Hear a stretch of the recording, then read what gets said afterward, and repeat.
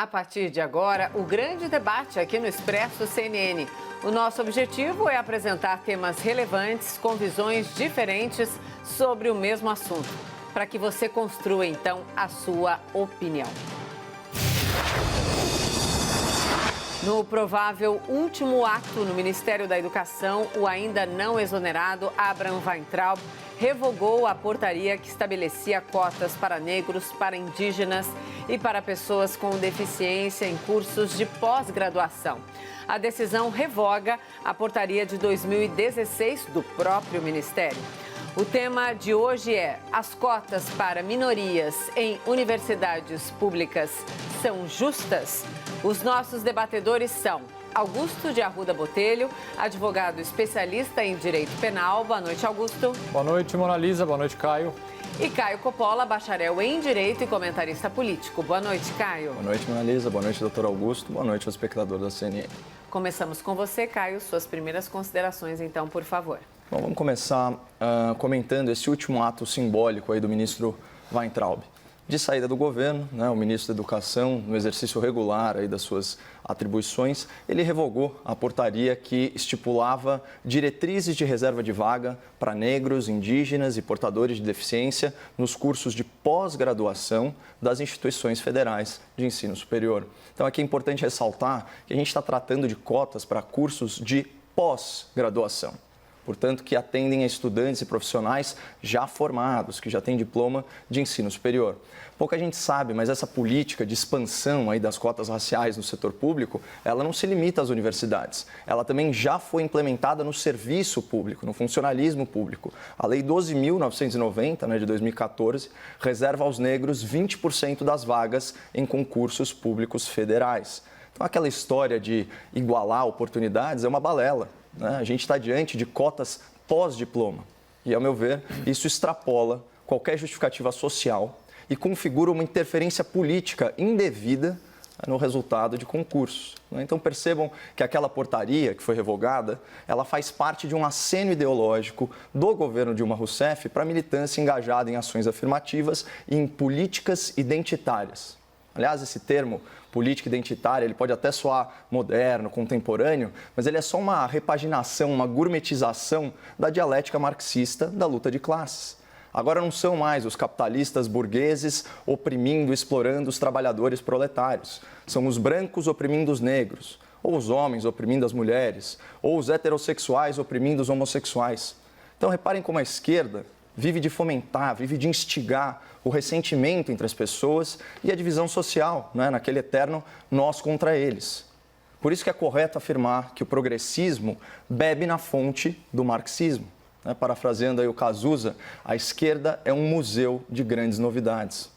E essa teimosia de enxergar o mundo de forma binária, dividindo a sociedade e rotulando os grupos como opressores ou como oprimidos, isso vai na contramão da evolução intelectual, da evolução moral, até da evolução espiritual da humanidade.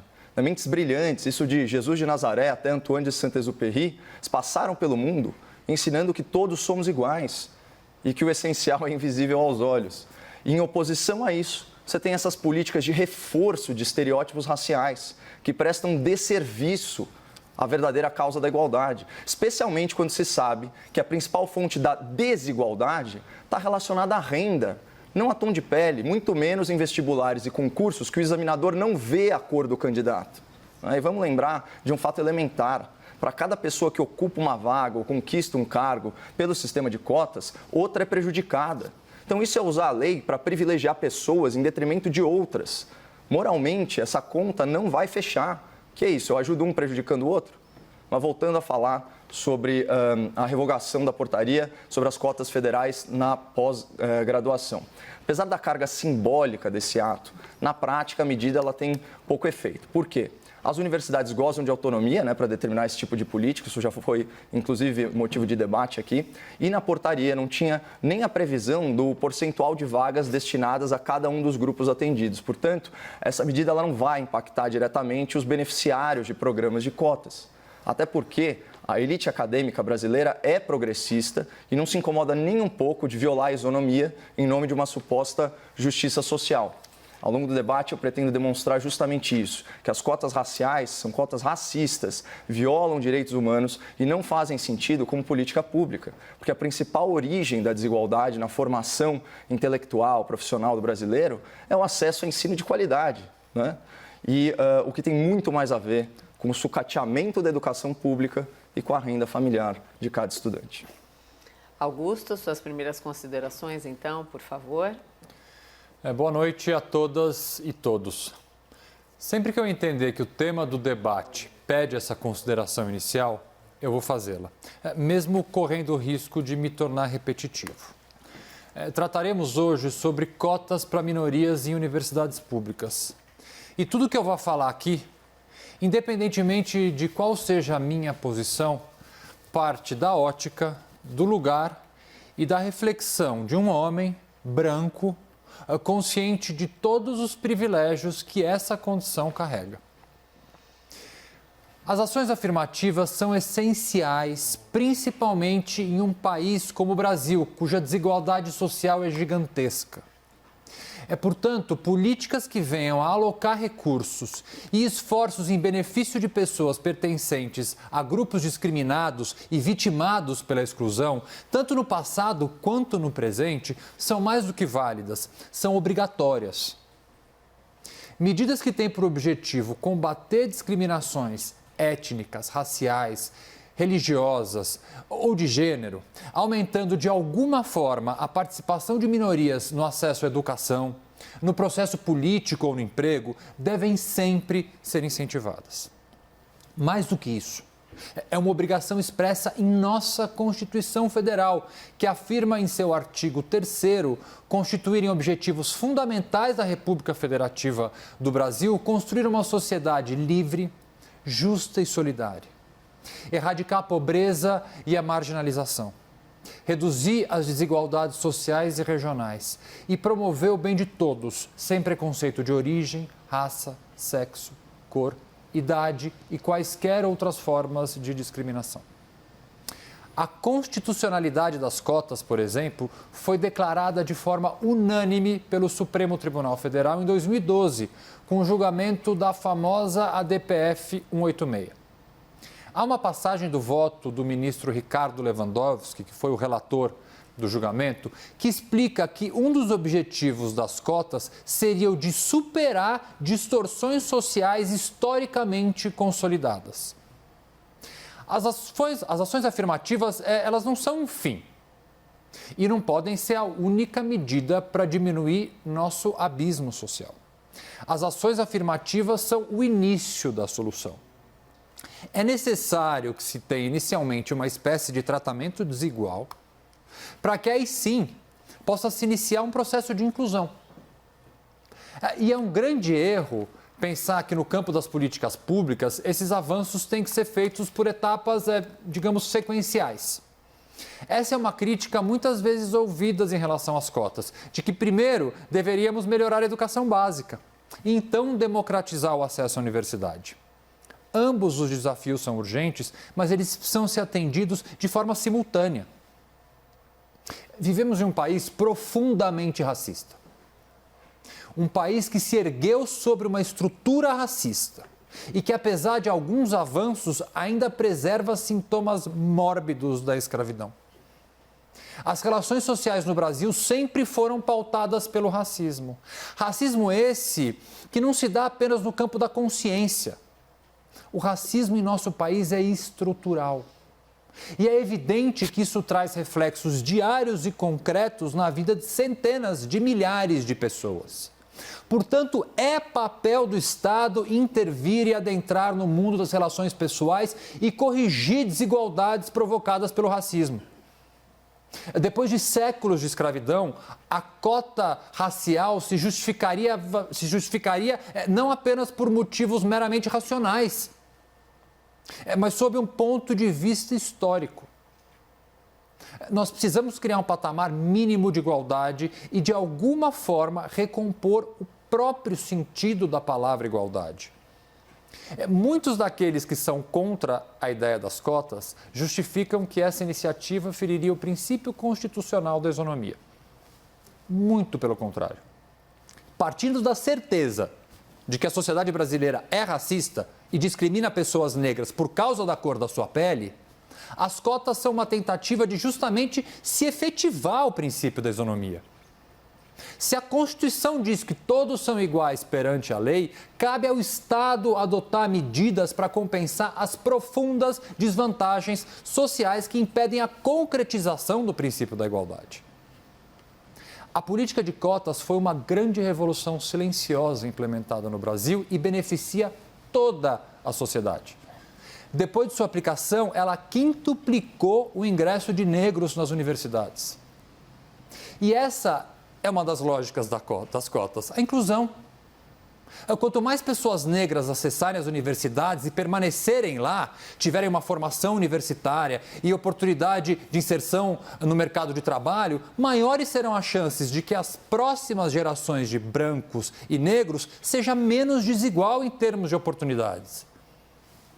Mais do que absolutamente necessário instrumento de reparação, as cotas são uma importantíssima medida para a diminuição da ainda tão grande e triste desigualdade em nosso país.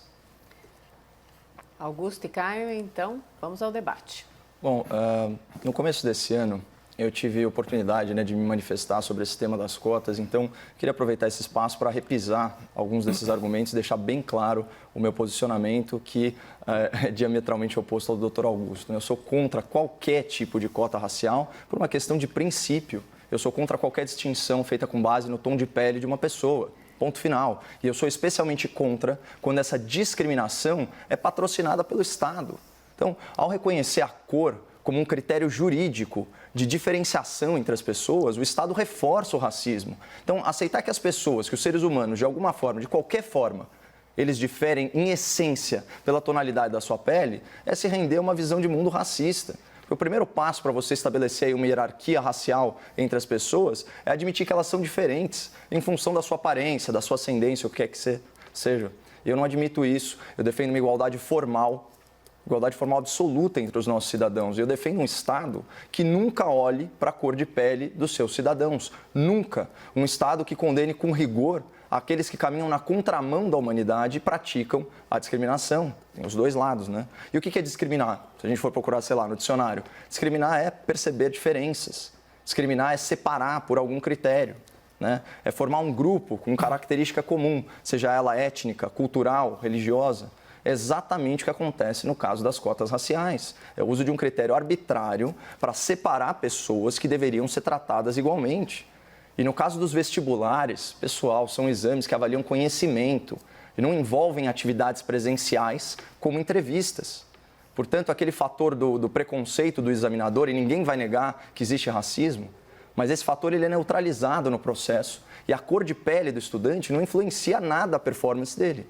O que realmente influencia o desempenho intelectual de um estudante é a qualidade do ensino a que ele teve acesso, além do mérito próprio, obviamente. E no Brasil, qualidade de ensino é um fator atrelado à renda familiar, porque famílias mais ricas conseguem prover para os seus filhos ensino privado, que em média é melhor, muito melhor que o ensino público. Tem estudos que falam até 60%, 70%.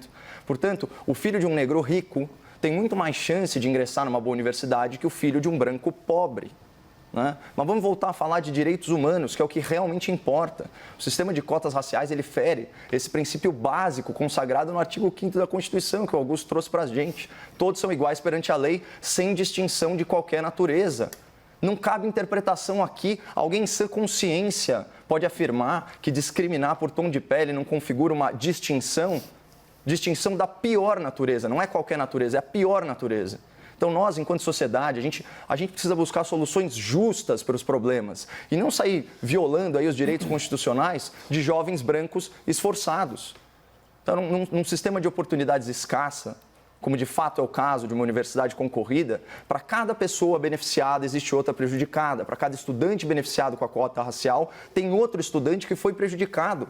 E foi prejudicado pela cor da sua pele. Que mundo que isso é justo? Sabe, é como eu argumentei na minha primeira fala, essas políticas de cota racial, elas são uma forma de causar divisão social, de fomentar ressentimento entre as pessoas. E uma sociedade dividida interessa a quem, eu pergunto para vocês? Para as lideranças populistas. É por isso que a esquerda, quando esteve no governo federal, levou a política de cotas raciais da universidade, para o serviço público. Como justificar isso? E a cota racial em concurso público, como eu disse, é ainda mais injusta, porque o candidato já está graduado, já está com o diploma na mão. Então, para mim, isso é politicagem pura, travestida de justiça social. Caio, quando você fala que nós somos diferentes, nós somos diferentes. Somos diferentes em oportunidades. A chance do branco vai ser sempre maior nessa sociedade estruturalmente racista que nós vivemos. Não concordo. Você vai terminar, eu deixar de falar. Ser branco estruturalmente te dá um privilégio. Você fala, o Estado não olha a cor da sua pele, mas o empregador olha a cor da sua pele. A polícia na rua olha a cor da sua pele. Quando você entra na loja de um shopping center, a pessoa olha para a cor da sua pele. No colégio, a pessoa olha para a cor da sua pele. Negar isso é negar uma realidade que nos afronta diariamente nessa sociedade, sim, estruturalmente racista. Privilégio do branco. Os coitados, os direitos humanos dos coitados dos brancos, depois de séculos de escravidão. É mais do que um dever social, é um dever histórico. Não há a menor equivalência entre brancos e negros em qualquer local da nossa sociedade. E eu mostro isso com números. Temos metade da população negra. Dos 10% mais pobres da população, 72% são negros. Nas favelas, 66% dos domicílios são chefiados por negros. Do sistema carcerário, 61%. 76% dos jovens vítimas de homicídio são negros. Uma pesquisa que eu tive acesso há 5 minutos antes de entrar aqui. Pena que eu não vou conseguir ler a pesquisa inteira. Foi publicada hoje, divulgada hoje, chamada As Faces do Racismo, feita pelo Instituto Locomotiva e pela Central Única de Favela. Diz o seguinte: mesmo quando negros conseguem acesso ao ensino superior, muito em razão de cotas, sim, eles não têm os mesmos salários do que os brancos. Trabalhadores não negros ganham 76% a mais do que trabalhadores negros. Pesquisa divulgada hoje, recém-feita. Vivemos numa sociedade estruturalmente racista. O mínimo que podemos fazer para fazer um mínimo de equivalência, não é possível falar sobre isonomia com um sistema tão desigual. É preciso se igualar para que oportunidades sejam iguais e aí sim a gente pode começar a falar de isonomia. Nós precisamos fazer o mínimo para que uma população que viveu durante séculos escravizada e continua sendo vítima de preconceito diário, consiga de alguma forma acessar de forma mais justa e integral todos os serviços, todas as oportunidades de emprego que nós brancos conseguimos. Então, doutor, de novo, você mencionou eventual racismo nas polícias, nas forças policiais, você mencionou o racismo dos empregadores, né, no mercado de trabalho. Esse não é o tema do debate aqui, não mesmo. A gente está discutindo o quê? Cotas raciais, né, para universidades, pós-graduação, mais especificamente, e eu trouxe aqui o elemento do serviço público. Então, aqui o que a gente está falando é de cota racial em concursos, certo? Que é uma questão muito diferente. Ninguém está aqui negando que existe racismo. Ninguém está aqui negando que exista preconceito. Mas essa é a justificativa das cotas, cara. Não, doutor. Inclusive, você falou da dívida histórica, dos direitos humanos. Eu, particularmente, não sou escravocrata. Não conheço ninguém que seja. Inclusive, eu nunca discriminei ninguém. Isso passa longe da minha conduta. Essa dívida que você me imputa não é minha. Não é minha. Até porque as dívidas ou as penas, elas têm uma natureza bem pessoal. Você não vai transmitindo ela geração após geração após geração. Então, esse argumento ele é muito falho. O que a gente tem que discutir são justamente os problemas estruturais. Existe racismo? Existe. E qual que é a solução para isso? Cota racial? Claro que não. Porque você está violando direitos de outras pessoas, direitos importantes, direitos basilares, princípios isonômicos. Não há que se falar em igualdade de todos perante a lei sem qualquer distinção e fazer pequenos tribunais raciais em universidades para determinar se a cor da pele daquela pessoa, né, faculta essa pessoa a ingressar num concurso com alguma vantagem. Se fosse assim, isso teria que aumentar as cotas para 50%, já que a maior parte a gente tem uma população negra e parda maior do que branca. Doutor, se fosse tão desnivelado, não seria só 20%. Vamos aumentar para 50%. Eu sou favorável. Todas essas estatísticas que você trouxe, e que eu não vou nem questionar aqui, com certeza elas seriam muito distintas se nós aumentássemos em 100% a renda desses negros e pardos. Porque esse sim é o verdadeiro problema, a causa da desigualdade estrutural aqui no nosso país, é a diferenciação de renda. Não há que se falar, é óbvio que como eu disse na minha fala anterior, se você tiver um filho de um negro rico, a chance dele entrar numa universidade pública, dele ter um bom emprego, é muito maior do que um filho de um branco pobre. Tá? Então, essa é a variável mais determinante. E você falou, acho que no seu argumento inicial, que a gente não pode falar de investimento em ensino de base. Claro que pode. Eu falei que dá para falar das duas coisas junto. Claro que pode. Mas aqui que está a verdadeira solução.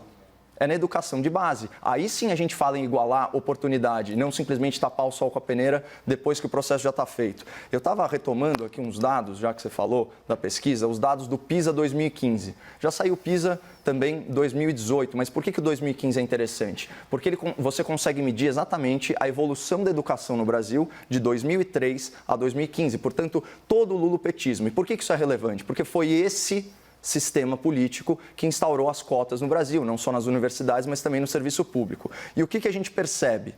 Né? Que entre 70 países, se a gente está falando aqui de adolescentes, tá? 15 a 16 anos, 500 mil testes aplicados pelo mundo, inclusive no Brasil. Em 70 países, o Brasil era, em 2015, 59º em leitura, 63º em ciências, 65º em matemática. Era uma vergonha. E não houve evolução de 2003 para 2015. Né? Você pega o relatório do PISA, ele fala que o estudante brasileiro médio não tem conhecimento suficiente para, abre aspas, exercer plenamente a sua cidadania. Não consegue fazer as 4 operações, adição, subtração, multiplicação e divisão. Não consegue interpretar um texto. Só consegue resolver questões de, abre aspas, baixa exigência cognitiva. Isso é a definição de analfabetismo funcional. E o que espanta é que em 2003... o orçamento do MEC era de 33 bilhões de reais. Em 2016, quadruplicou, foi para 130 bilhões de reais. E você não teve nenhum ganho na média do PISA. Em 2003, a nossa média era 383, em 2015 era 395, uma variação de 5%. Dá até para desconsiderar. Então, é esse o problema da educação no Brasil. O mesmo governo que provoca essa cisânia social, rola o problema para frente, vai querer resolver isso lá na universidade e não cuida das crianças, aumentando 4 vezes o orçamento do Ministério da Educação. Vocês acham que isso aí tem cabimento? Porque na cabeça desses caras, diploma é mais importante que conhecimento. Claro, né? Lula fazia apologia da ignorância, se gabava de não ler livro, mas tem mais de 30 títulos de doutor. Estudar ele não gosta, de ser doutor ele gosta. Com certeza. E é nesse país, nesse contexto, que as cotas são instauradas, ferindo sim o princípio isonômico. Isso é um absurdo. Eu realmente acho que a inversão de valores nesse caso, né, especialmente nas questões relacionadas à universidade pública, né, que onera os mais pobres, que pagam imposto regressivo aqui no país para pagar a faculdade de gente rica, isso é lamentável. Eu acho surpreendente o fetiche pelo lulopetismo. Não é exclusivo seu, Caio, não é uma crítica dirigida exclusivamente a você.